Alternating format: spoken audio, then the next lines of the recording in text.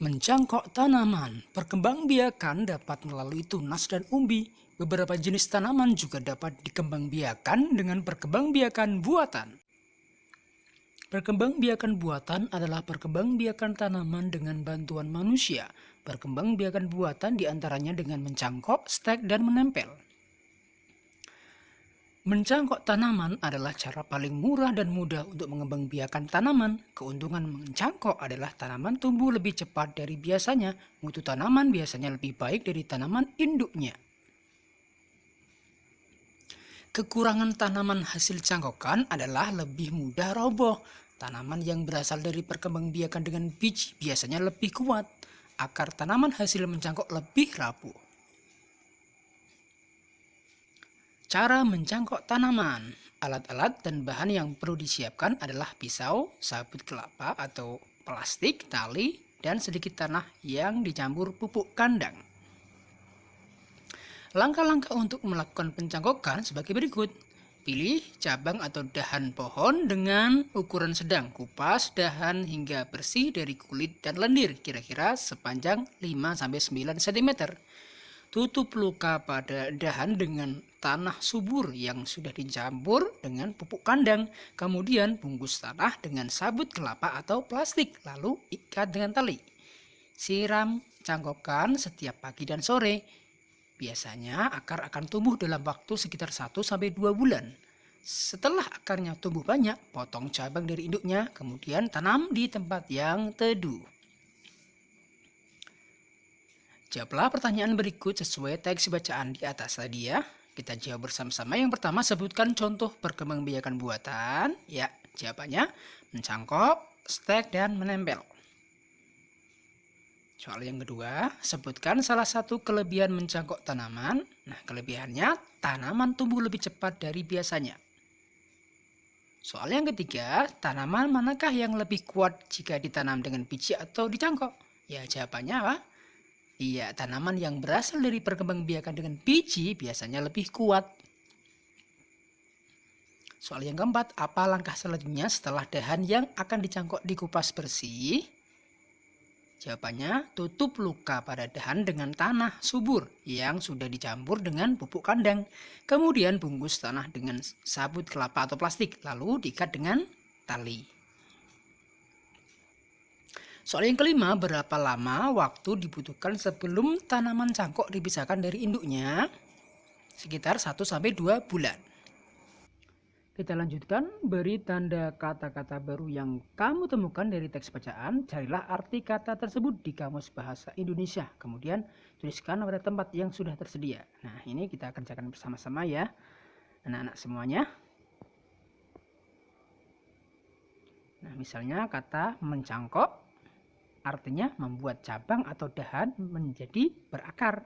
Kulitnya dikupas sedikit dan dibebat dengan sabut yang dibubuhi tanah untuk ditanam. Kemudian kata stek. Stek artinya cara menanam pohon, jarak singkong, dan seterusnya itu ya, dengan jalan memotong batang yang akan ditanam. Kemudian ada tunas. Apa itu tunas? Ya, tunas adalah tumbuhan muda yang baru timbul atau dari tunggul ketiak daun, buku batang induk, batang kayu yang ditebang, dan sebagainya. Kemudian buatlah kalimat dari kata-kata tersebut. Nah, misalnya kalimatnya ya, contohnya 1. Tanaman rambutan dapat diperbanyak dengan cara mencangkok. 2. Tanaman singkong diperbanyak dengan stek batang. 3. Pohon bambu berkembang biak menggunakan tunas. Nah, itu contoh kalimat-kalimatnya. Anak-anak bisa membuat kalimat sendiri ya. Tentunya sesuai dengan materi ya. Kita lanjutkan materinya. Teknik mencangkok banyak digunakan petani sebuah perkebunan. Melalui kegiatan mencangkok, lebih banyak buah yang dapat dihasilkan dalam waktu lebih singkat. Udin dan teman-teman sedang berkunjung ke perkebunan jambu. Perkebunan jambu tersebut milik keluarga Udin. Di sana mereka melihat banyak buah jambu yang siap dipanen. Mereka sangat senang bermain di perkebunan. Pohonnya rendah namun berbuah banyak. Semuanya melalui proses pencangkokan. Keluarga Udin sangat rajin memelihara perkebunan. Setiap hari mereka bekerja sama menyiram dan mencabut rumput liar. Tak lupa juga memberi pupuk secara rutin. Udin adalah anak yang patuh dan rajin membantu orang tuanya. Pekerjaan apa saja yang biasa kamu lakukan untuk membantu orang tua? Ayo, di rumah membantu ya. Misalnya membantu ayah mencuci motor, membantu ibu mencuci piring, dan lain sebagainya ya. Kita lanjutkan ke materi berikutnya. Siti melihat ibunya sedang menyiram tanaman. Menurutmu yang harus dilakukan Siti adalah membantu ibu menyiram tanaman. Ayah Edo sedang menebang pohon yang sudah tua. Menurutmu yang harus dilakukan Edo adalah membantu ayah menebang pohon. Lani sedang menangis kesakitan. Tangan Lani tertusuk duri bunga mawar. Menurutmu yang harus dilakukan teman-teman Lani adalah membantu mengobati luka Lani. Soal matematika. Edo memiliki tanaman jambu yang ditanam dengan cara mencangkok. Pohon jambu Edo berbuah sebanyak 180 buah. Edo ingin menyimpan jambu tersebut di 3 tempat. Isi setiap tempat sama banyak. Berapa jambu yang ada pada setiap tempat? Nah, ini kita bagi ya. 180 dibagi 3. Kita gunakan cara porokapit. 180 dibagi 3. Yang mula-mula 1 dibagi 3 dulu. Ya, 1 dibagi 3 susah. Pinjem angka belakangnya 1 berapa? Jadi 18 dibagi 3 6. Nah, 6 kali 3 18. Kita kurangkan 18 dikurangi 18 0. Masih ada sisa 0-nya. Nah, 0-nya kita turunkan. Ya. Jadi 3 kali 0 0 ya. Jadi jambu yang ada pada setiap tempat adalah 60 buah. Selesaikan soal pembagian berikutnya. Kita selesaikan bersama-sama. Yang pertama 224 dibagi 4. Nah, seperti tadi kita gunakan cara porokapit. 2 dibagi 4 susah. Pinjam 2 belakangnya jadi 22 dibagi 4. 4 kali berapa? Hasilnya mendekati 22. Nah, kali berapa anak-anak?